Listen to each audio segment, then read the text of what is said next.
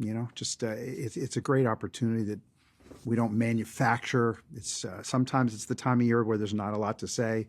Probably won't be able to answer a lot of questions, but anyway, just to get a feel for the owner's thoughts, and happy to listen to all your questions.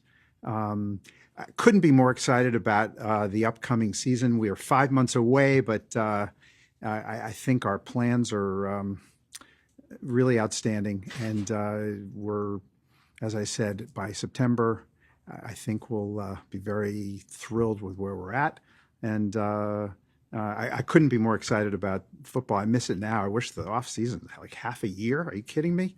I mean, I feel it's a gift to have something you're so in love with, besides people and dogs, which is football for me. I just love the game. I will watch every NFL game I can besides the Eagles. I don't miss many other key games. I'll watch them on tape. I just, since a little boy, I love this sport. And it's a gift because it's hard to find things that you're just sort of unconditionally in love with. So I have that. I have it for our team and our city and our region. I know we've got the greatest fans, but we also have a franchise that we're incredibly proud of. And we hold ourselves to the highest expectations. It's very tough to repeat. I realized we were the co-favorites going into this season with, I think, 10 or 11% odds. You have to sort of understand what it is to be a co-favorite. Yeah, you've got a 10% chance. But that doesn't block us from thinking we've got a 100% chance. I mean, we are gung-ho. I think we've got just outstanding executives in our organization. I'm very lucky to have probably the best GM in the business, outstanding team president, Don Smolensky, everyone around. I mean, it's just, it's great for an owner to feel you've got an incredible leadership team, outstanding head coach, and all facets are really, we demand it. But, if we're going to have an area, whether it's AI, analytics, marketing, Autism Foundation, we want to be the best. And that's our goal. And we're willing to make changes that will create and having the best people work there. Speaking of just, it's not an everyday question, but our Eagles Autism Foundation, I think, has evolved into the most successful sports philanthropy, maybe in the world. But it's really the way we choose what projects to invest in. Very dynamic research projects has attracted so much capital from around the world and investors. We just got an anonymous check for $15 million because they thought we did the best at evaluating what exciting research projects to invest in, and they watched our process. And it's very scientific, and it's very professional. And then we're going to announce probably sometime in April the first founding director of the Lurie Autism Institute at Chop and Pen. And I don't have to tell you, I think Philadelphia will be the epicenter for autism research in the world. And there hasn't been a place that's been a catalyst for all those families and, that are touched by autism around the world. So if you're interested in supporting research, the Lurie Autism Institute will become, if it isn't already, an epicenter. And just in terms of funding individual projects, Eagles Autism Foundation, I always dreamed when I bought the team that a sports organization could be that influential and dynamic and have that value. And we've really achieved it. And Ryan Hammond, our executive director, is incredible. It's just growing geometrically, and our players, everyone in Philadelphia has just rallied around it. So I know that's not on the top of your mind for football questions, but in terms of this owner, it's important to me and what we can accomplish owning the team to both be as terrific a steward of the franchise on the football field, but also, in the community, the nation, and especially, around a condition like autism. I guess that's, I can open up to any questions. Jeffrey, the team did some exploratory work on focus groups and such on a new stadium last year. Yeah. What, if anything, can you tell us at all about the team's pursuit of Yep. a new stadium? I guess like in terms what kind of stadium, Yep. where would it be, time frame? I guess Yep. we all kind of assume would be 2032. Yeah, the lease is up in 2032. There's extensions. Um, it's a long process. When we researched Lincoln Financial Field, it probably took us, I don't know, 2-3 years of exploratory research. Now our exploratory research is very much on looking at stadiums around the world and domestically. Is there anything we can learn from Nashville and Buffalo? Is there anything we can learn from the renovations in Madrid and Barcelona? It's really important, I think.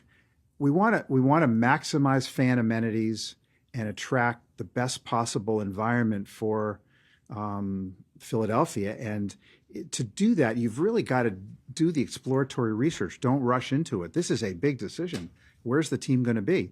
So I think it always pays off to take it slow, really understand what's going on in the world of design, fan amenities, artificial intelligence in design, what kind of facility. So it's really exploratory. I wish I could give you more permanent answers, but we're going to take our time, and I would hope in the next year or two we'll have some more definitive approach to where we're going. Jeffrey, last season, you met with AJ. It was reported you met with AJ Brown on the field regarding his frustration. I was wondering what made you decide to do that, and as an owner, how do you decide when's time to come down to the practice field and talk? I'm at practice a lot. It was funny that was mentioned. I talk to players all the time. We go out to dinners all the time. I mean, people don't really know the relationship. It's a very close relationship I have with our players. And I've probably talked to AJ, whoever, 30 times.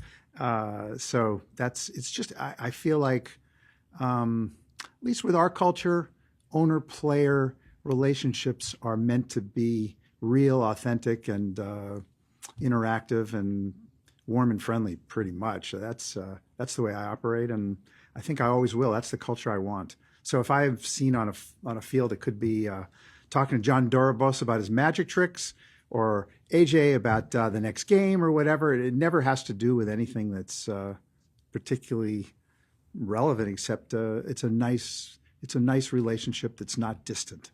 On the topic of the stadium exploration, are there any non-negotiables when you're thinking about a stadium, and as it pertains to a roof or a retractable, right? Anything like that? No, non-negotiables. We're so focused on fan amenities.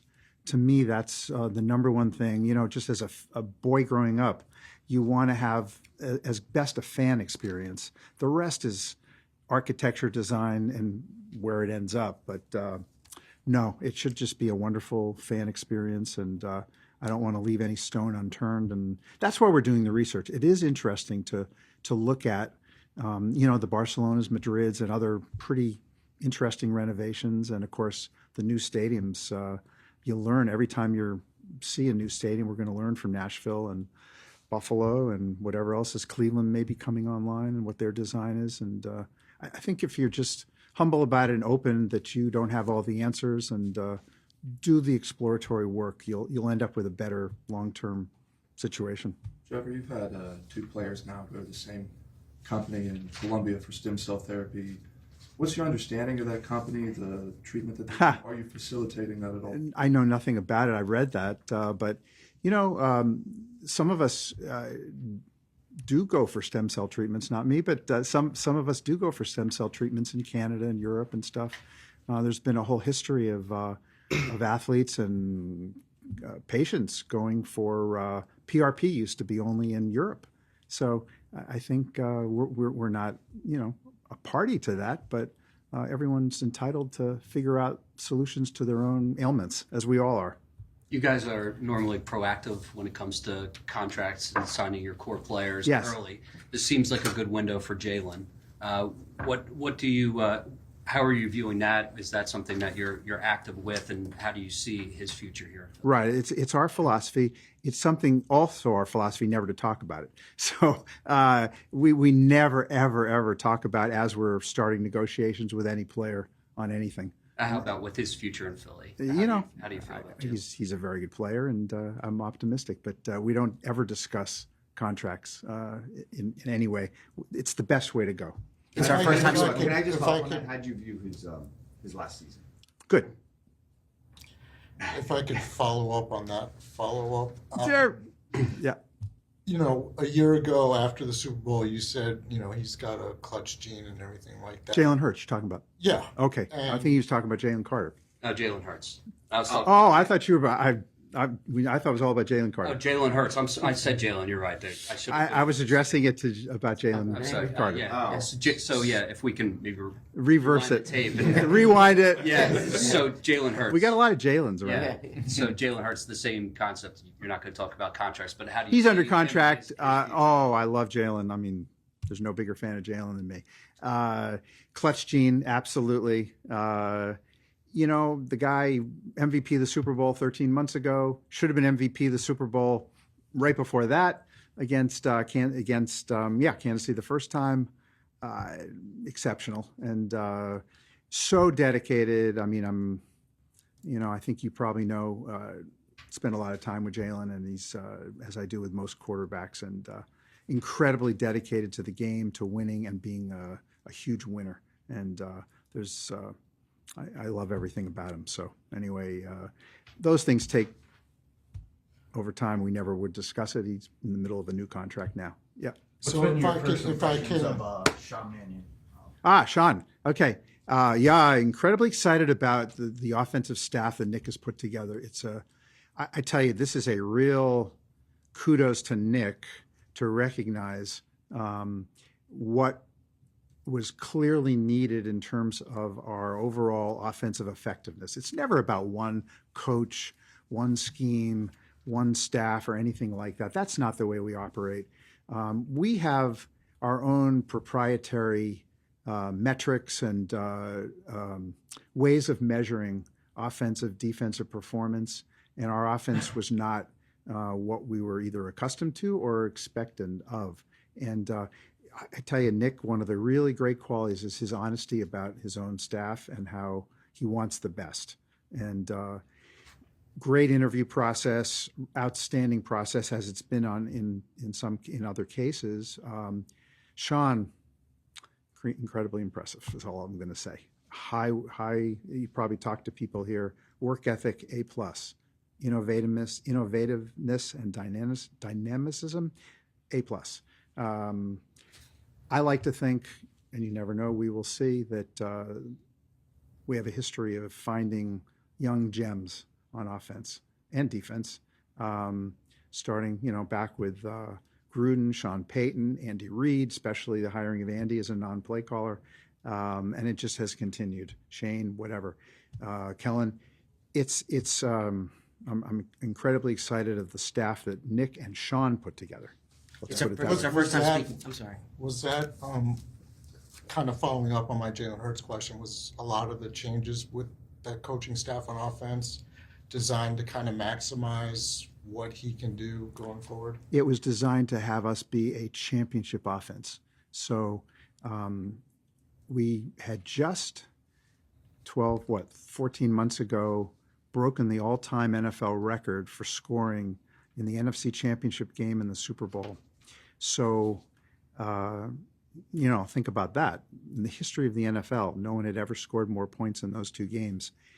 I think, and then, losing our offensive play caller to New Orleans Saints, there's a human tendency probably to keep at what you're doing as opposed to understanding that maybe other teams will catch on, will do a better job. Maybe you're a little stale, but in Nick's and really the team's defense, we just broken all records in the history of the NFL in the championship game and winning the Super Bowl. So it's a human thing. This year it was like really apparent to everybody, but especially I would say to our head coach, that we were able and going to make some significant offensive changes that would get us back to being a championship level offense. And it resulted in a patient process. There's no speed in that process that benefits you in the choice of a coordinator or a head coach. time is a value and it's an asset. And sometimes, oh, what are you doing? It's taking, no, it's the opposite. Certainly, I think the choice, usually success gets more correlated with patience and really learning what coaches are out there and what they're thinking and taking your time. You also get the benefit of many other interviewees on what's going on with their teams, and you learn a lot about tendencies, what defenses are doing to those schemes, what they're doing to attack advantages the defenses are now gaining. You learn so much in the process that a short interview process, whether it's for head coach or any coordinator, to me is not how I would ever want to conduct it, unless you just happen to think of one person you want, which is rare. We interviewed a lot of people, led by Nick, and what you would be amazed at is very lucky we've attracted so many bright young people, and it's amazing to me to see it. And they're and Sean's one of them. Amazing. As a follow-up to that, Yeah. there was, during that process of you guys searching for an offensive coordinator, there was a sentiment out there that maybe the building was a reflection of how long it took you guys to find somebody. What would you say to those who would suggest that just the they opposite? weren't a good fit for we are a franchise. I'm proud to say a franchise and a culture that the coaching fraternity loves around the league. So do the players. I mean, it's a place where you're going to have a chance to compete for Super Bowls. It's a very player-friendly culture. The owner is extremely emotionally involved and financially involved and in every way involved, and an incredible fan base. And it's so like, it's a gift for us. We might as well take advantage of that gift and that reputation to learn what's going on with you see us play teams that are pretty impressive, offensively or defensively. Why not find out what they're doing? We have things we've learned, especially, Nick and the people that really understand all the X's and O's. They learned so much in the process. We record the Zoom calls. We can go back. It's phenomenal. It's an incredible asset. And if I were a fan and knew what I know, I would want the team to take as long as humanly possible in those processes and pick the right people. Don't pick the popular people necessarily. Don't pick the leading candidates. It doesn't work out that way. Jeffrey, a year ago this time, they Yeah. were asking about a possible contract extension for Nick Sirianni. A year Yeah, later, did it. I've given it to him. Yeah. How do you feel about that? I feel great. His performance has been nothing short of outstanding. One of the best first 5 years in the history of the NFL. 2 Super Bowls in the last 3 years. One of which we won. One of which we were taken away from us. Still bitter. Incredible leadership, but. Authenticity is huge in my world, and in the players' world. Nobody's perfect. I'm far from it. You guys are far from it.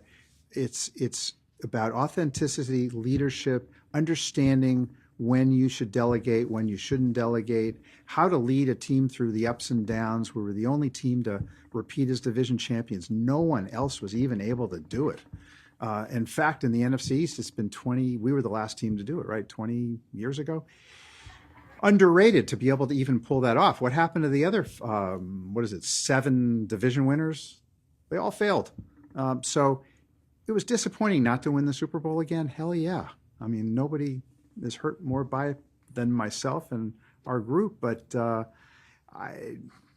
be realistic. The guy's done a great job.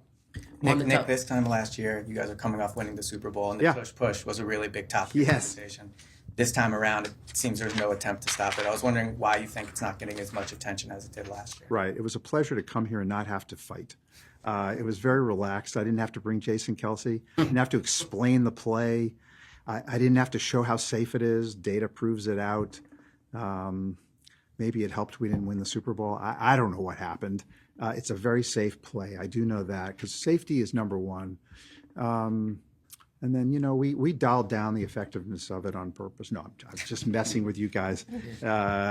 We were not that good at it also. And I predicted that to the league when we spoke to them about maintaining the tush push. We said, defenses are going to adapt. There is no play that is not stoppable, including the tush push. And Buffalo is way better at it than we were this year. And the rest is history. It's a pleasure to come to an NFL meeting and I have to fight for something so hard. In discussing the stadium, you referenced location. Yeah. You've seen other teams cross state lines, cross county lines.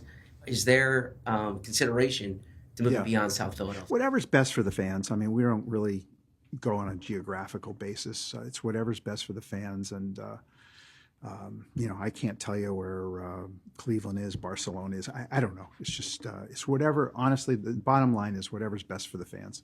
Going back to A.J. Brown, the trade talk speculation has not subsided. Yeah. That would require a sign off from you, I would imagine. Where are you with that?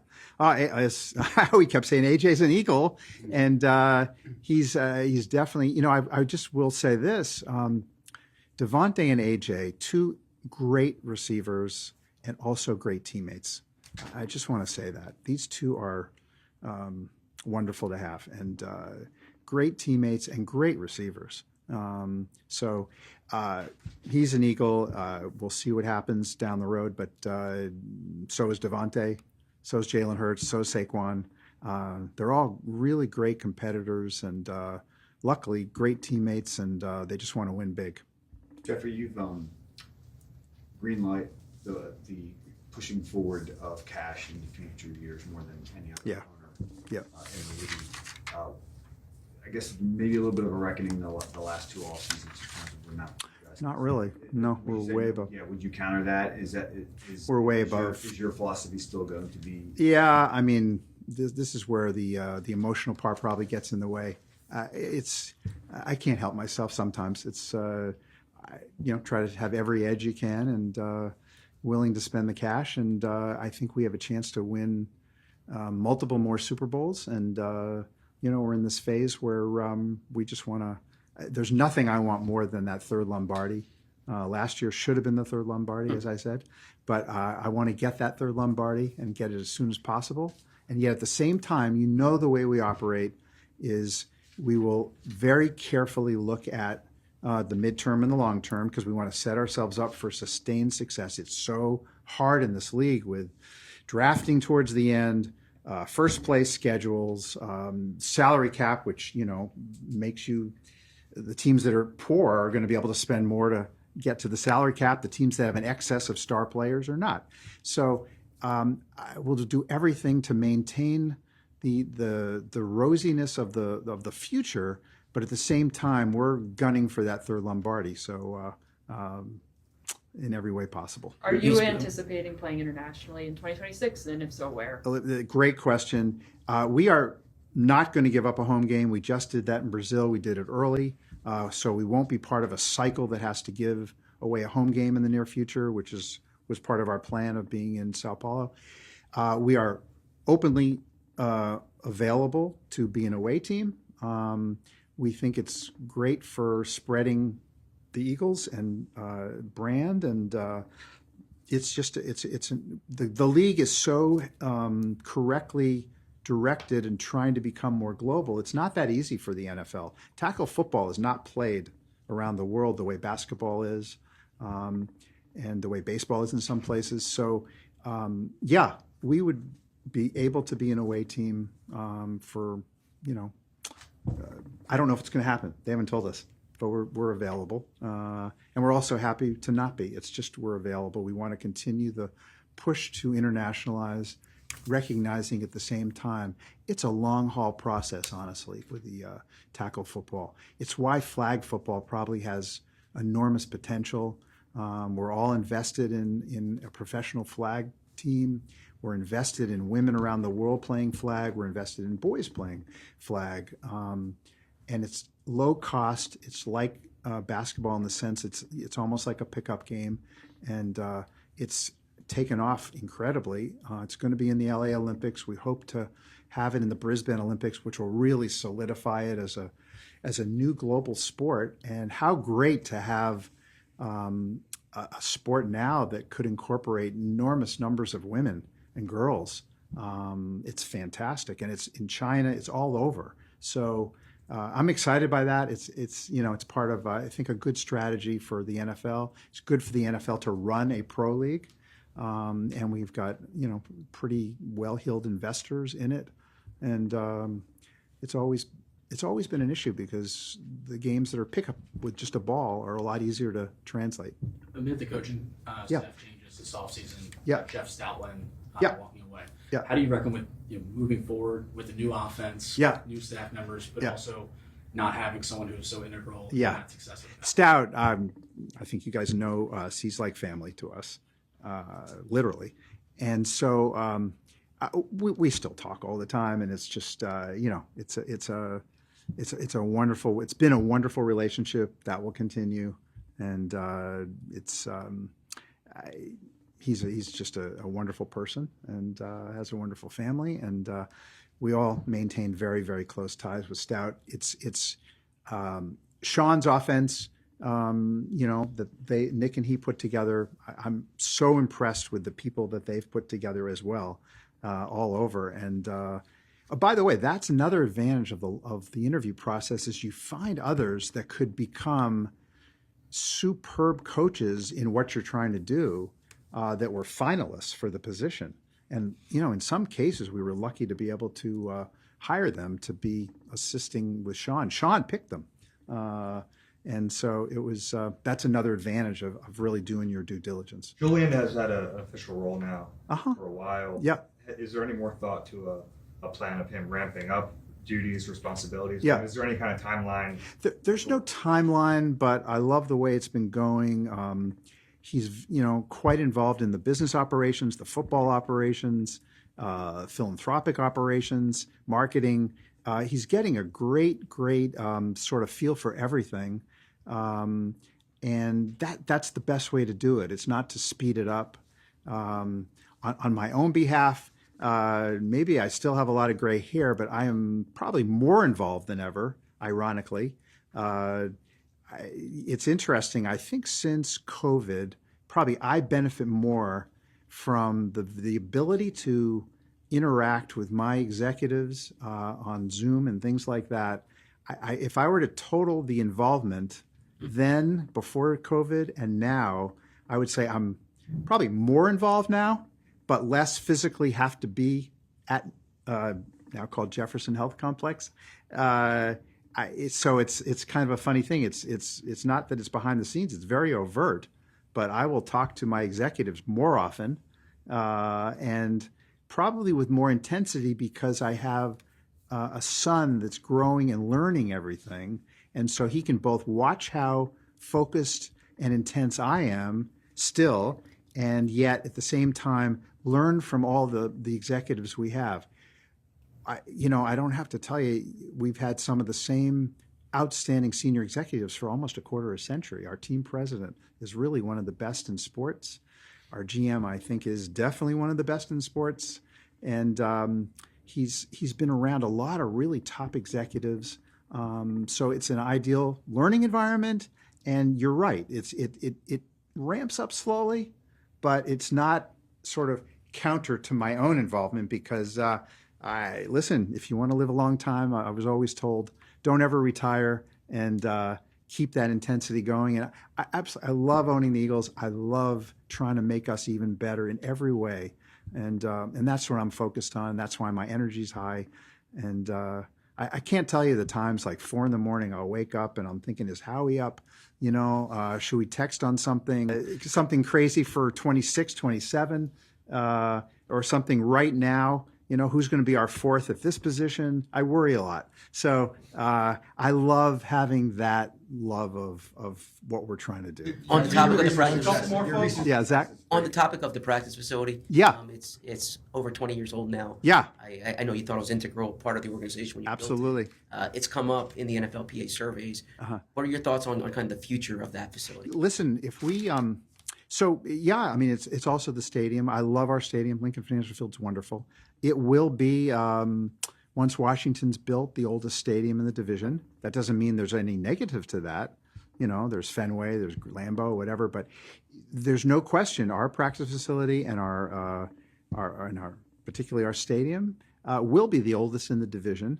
We have put so much money into the stadium, so it doesn't appear that way, and it's still great, and people still love it. But it's a fact of that exploration I was talking to you about. Do we want to be, in 2045, 15 years older than every other stadium in our division or whatever? We'd have to see, maybe, but it's all part of it. I know part of our culture is to be incredibly supportive of, to maximize the athletic ability that we have of our players, our coaches, and everybody. That will always be the top priority. So whatever we're doing with stadium, with practice facility, if it's not, near top notch, it's not our goal. We always want to be I think we pioneered that. We went from worst to probably best when we did what was then NovaCare. So it'll still be the philosophy. It's got to be the best. We are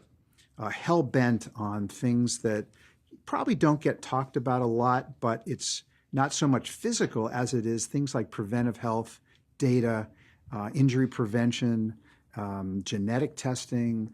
There's so much that we try to employ that we hope gives us an edge at times. We want to try to enter the playoffs, assuming we make the playoffs as healthy as we can. We do play the long game at times. We won't shorten our ability to have a player play. We are more conservative. We play the long game, but a lot of that goes into what do we do data-wise to give us the best odds of having as few injuries as possible, and timeliness of those injuries. Building, which is important too, but it's what you're doing with your data and what are you trying to accomplish. We want to be as healthy as possible entering into December, January, February. Your recent success has raised expectations for the franchise. Yes. Obviously you have one of the more passionate fan bases, but sometimes that has crossed over the line. You saw kind of the tool. Yeah, unfortunate. So when that brings about certain types of criticism, how do you manage that versus your own high expectations as well, especially? Great question. The more you succeed, the higher your own expectations are, the higher the fan expectations are. The NFL is uniquely built to defeat that, and we think we're hopefully able to organize in a way we can defeat their ability to make things. It's a funny thing. The league thrives because of the ability. A lot goes into the scheduling. You're on a first place schedule. The way I manage it is, I'm just I'm sort of, it's like our fans. I'm hell bent on what you hope to do. So we didn't win the Super Bowl this past February. We won it the year before. What did we do? Be self-critical. It's always an advantage as a human being. How are you as a father, a husband, a dog owner, whatever it is? Be real. Be real. So kind of along those lines, like you lost 5 starters on defense after the Super Bowl, 3, this past month and everything. Yeah.